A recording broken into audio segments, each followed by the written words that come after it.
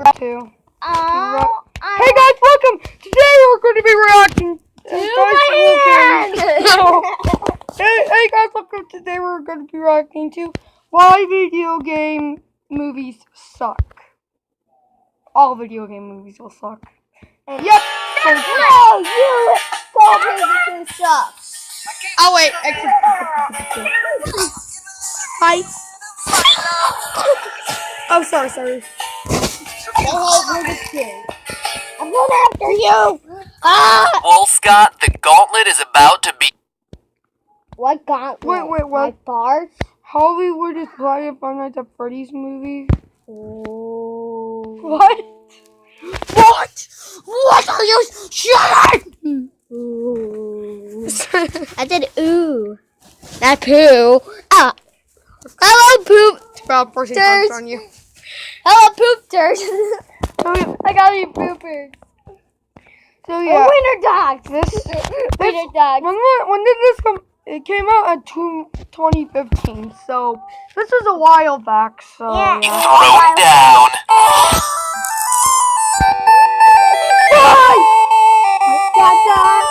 I like the I hate all the games.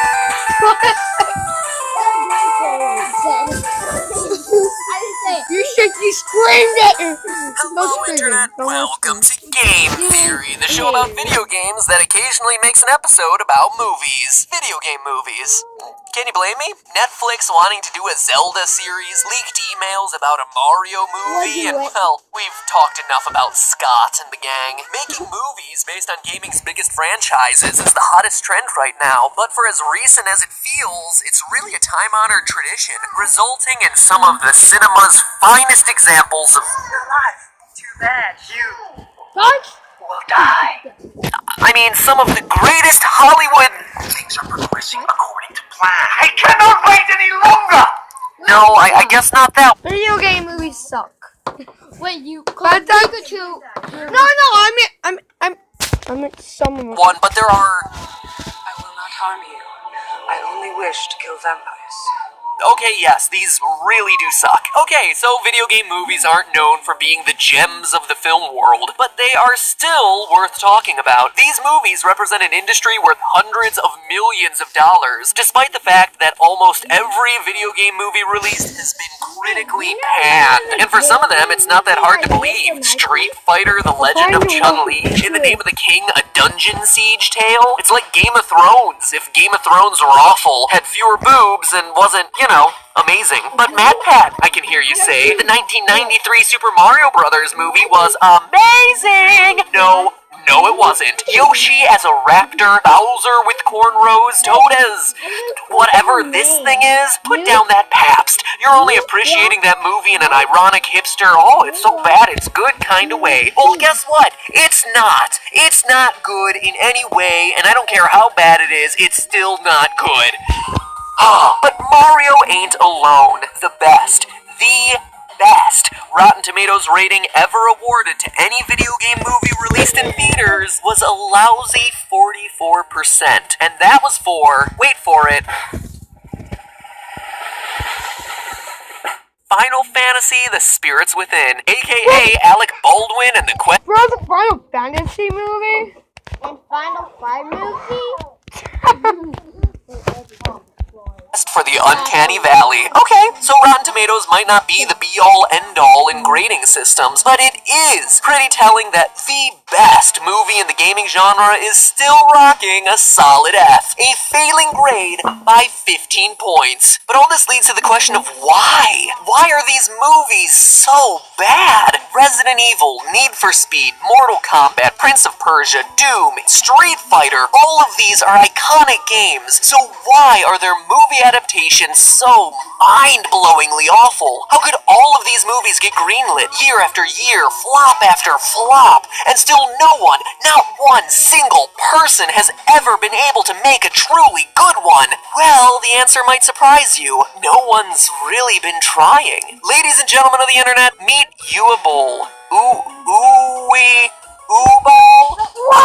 Mr.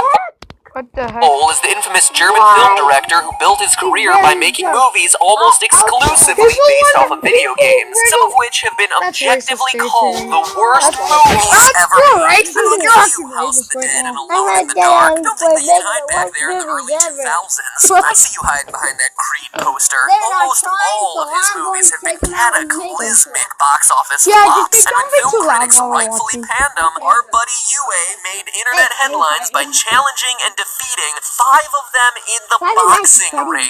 Yep, film industry professionals, ladies and gentlemen. You might say that he's a regular raging Boll. Wait, they did a documentary called that?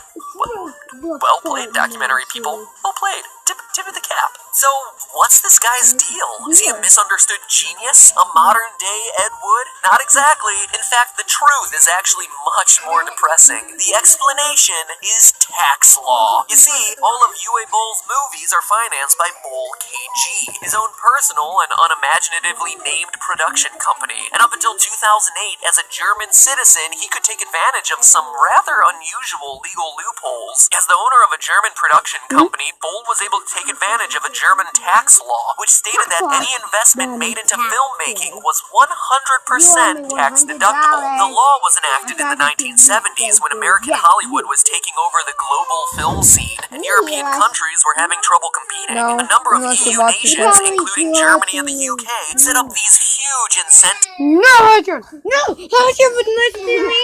No, he doesn't unless he watches this video. I'm gonna give it a thumbs up. Zeus? Wait, you're gonna give it a thumbs up? No, we still haven't finished the video yet. I'm gonna hit thumbs down for For movies not produced by big U.S. production companies, ostensibly to support their own local, small-time filmmakers. Realistically, though, this policy just opened the door for people to cheat the system. So with this law in place, our buddy was able to hide 100% of huge production budgets from taxes simply by buying up the rights to video game titles and making fast, low-budget movies as a way to move cash around tax-free. Which begs the question, if you're gonna go to all the trouble of making movies, why don't you make good ones? So at least they're successful. Well, German tax code dictated that taxes only had to be paid on any returns the movie made back. So if the movie was a flop, that was actually better. Making a low-grade movie just meant that there would be lower returns, meaning that there were even fewer taxes to pay at the end of the process. So Boll KG became a tax shelter for German investors that used video game properties as a tool, seemingly without any real passion or interest in the source material, or for that matter, making a good movie. It's like The Producers, but for video game movies. It's springtime for Hitman! That's a great joke, by the way. If you didn't get it, go watch The Producers so that you understand it. Actually, if you did get it, still, go watch The Producers. It's such a good movie. It's also a really good musical, but now we're losing focus. Let's move on. So, if this was a system that could be exploited so easily, why didn't other people do it? The answer is, they did. 2001's Lara Croft Tomb Raider was funded in a similar way, and even after making almost $300 million, it's still sitting at just 19% on Rotten Tomatoes. 19!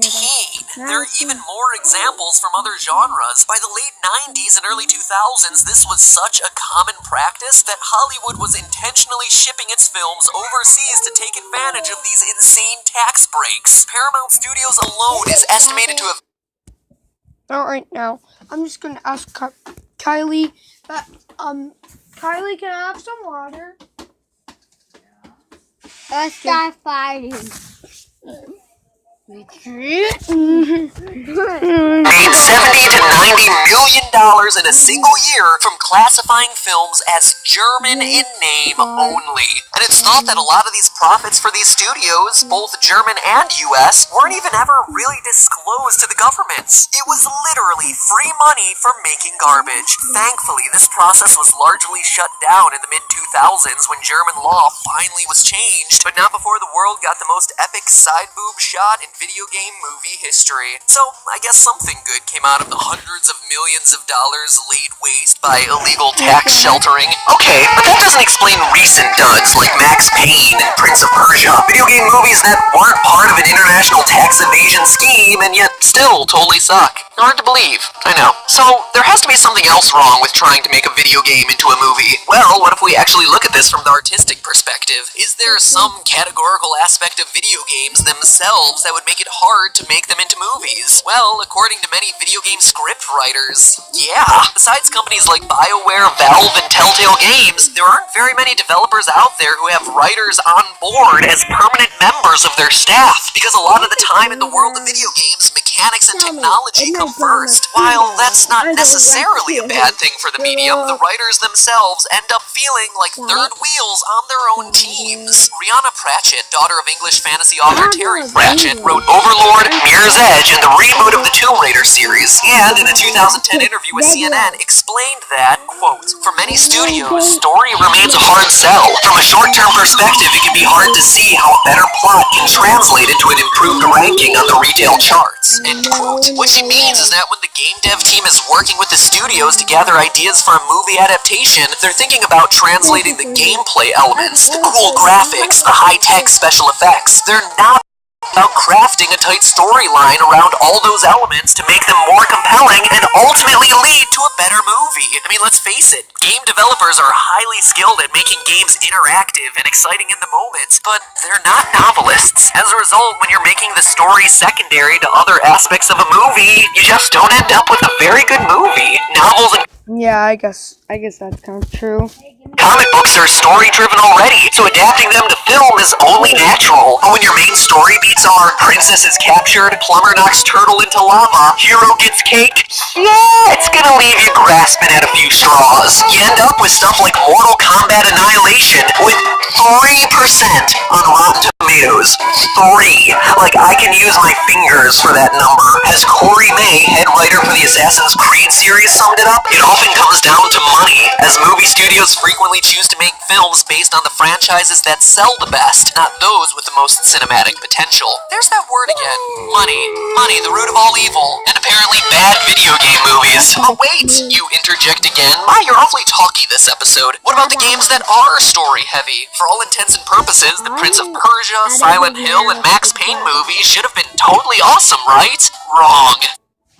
Ron Fart. I've never watched any video game movie except basically the animated ones, which are awesome. Hey, do you want me? Taken from Wheeler Winston Dixon. No, that's not an expensive whiskey. That's a professor of film studies at the University of Nebraska-Lincoln, who said, quote, "There's a very simple reason that nearly all video game movies fail. They're not interactive. With video games, the player is really the star of the movie, directing the actors, deciding what plotline to follow, and whom to shoot down to get to the next level. When this aspect of the game is missing, viewers no longer feel like they're part of the action," end quote. With adaptations of novels, cartoons, and comic books, movies are able to add to the fan experience by allowing you to see a world that you were only previously able to imagine or see via still imagery. With video game adaptations, you actually lose an aspect of the experience, the element of choice. For example, Silent Hill is a much beloved horror game known for its unique psychologically disturbing brand of scares, but when you remove the interactive element, it's reduced to just another story about cults and demons. BioShock Infinite is a beautiful look at the dystopian society of Columbia, but if you remove the ability to explore it at your own pace, much of the sense of wonder is removed, as many of the little details you'd only uncover with meticulous searching would fall by the wayside. You lose information rather than gain it. More than anything else, making a video game into a movie kills the personal connection you form with the game. Playing Resident Evil alone in the dark is terrifying. You are the character on screen getting attacked by zombie dogs, and your actions dictate whether you live or become a Jill sandwich. 300 people watching the movie at the same time, all getting the exact same experience? It's not the same. Maybe we shouldn't be asking why video game movies are bad, but rather, is what we already have actually better? Instead of adapting Prince of Persia to a movie where we can all sit and have the same experience, should we be challenging movies to break the fourth wall, become more like a a video game where we can interact with them, explore them, and form our own unique perception of them. Have our own adventure. We're already a culture So, I did preference, okay. that's become more and more obsessed over the last 10 years with concepts like 3D movies, 4DX movies, and others. 3D movies. No. No, please. Cinema experiences that bring us closer to the action to make us feel like we're a part of the movie. Well, there's no closer than you can get right now than a video game. If we put it in those terms, what we get to is not about how to make video games into better movies, but rather how to make good movies into awesome video games. In fact, if you want to know the future of movies and video games, click here for another all-new theory video by yours truly on my new Theorist channel, Film Theory. Seriously, you heard that right. We have a new channel. I've already got a bunch of episodes up there all waiting for you to watch on everything from How to Win Yourself an Oscar to Game of Thrones and Doctor Who to Harry Potter and Star Wars. And we're just getting started. We'll be covering anime, cartoons, the Marvel Universe, Disney, all your favorite over-analysis and over-research on a whole new genre of stuff. And I'm in good company because guess who else is over there? Did you know gaming?